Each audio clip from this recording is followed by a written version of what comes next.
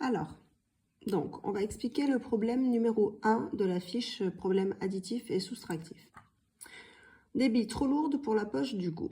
Benoît a mis dans sa poche les billets qu'il a gagnés. La poche est trouée et il en a perdu 8. Il ne lui en reste plus que 26. Combien de billes avait-il avant que sa poche ne se déchire? Alors, il faut bien comprendre qu'il en a perdu 8, c'est-à-dire que donc, avant de les perdre, il en avait 8 de plus. Il en avait 8 de plus que ce qu'il a maintenant. On vous dit qu'il ne lui en reste plus que 26. Actuellement, il en a 26. Il en a perdu 8, donc avant de les perdre, il en avait 8 de plus que ce qu'il a maintenant. Et maintenant, il en a 26.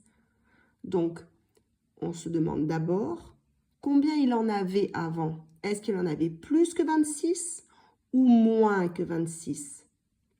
Est-ce qu'on veut un résultat plus grand que 26 ou plus petit? Qu'est-ce qu'on veut comme nombre? Un nombre plus grand que 26 ou plus petit que 26? On vous dit qu'il en a perdu 8. Ça veut dire que avant de les perdre, est-ce qu'il en avait plus que 26 ou moins que 26? D'accord? Donc, posez-vous bien cette question-là. Pour le problème numéro 2, une petite sœur bien gâtée. Axel dit à sa mère, « Ma petite sœur va bientôt avoir 3 ans. Si j'avais 4 € de plus, je pourrais lui acheter une jolie peluche qui coûte 20 €. Combien d'euros Axel a-t-elle? Alors, Axel voudrait acheter une peluche qui coûte 20 €, mais elle ne les a pas. Il lui manque de l'argent. Il lui manque combien? Il lui manque 4 €. Si elle avait ces 4 €, elle pourrait dépenser 20 € pour la peluche, mais elle ne les a pas. Si elle ne les a pas, elle ne peut pas dépenser 20 €. Donc, on se demande, est-ce qu'elle a plus que 20 € ou est-ce qu'elle a moins que 20 €? Puisqu'elle ne peut pas dépenser 20 €, elle ne peut pas acheter la peluche qui coûte 20 €.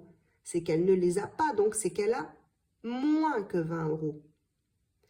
Donc, elle a combien de moins que 20 €? Il lui manque combien pour faire 20 €? On réfléchit bien. Allez, problème numéro 3.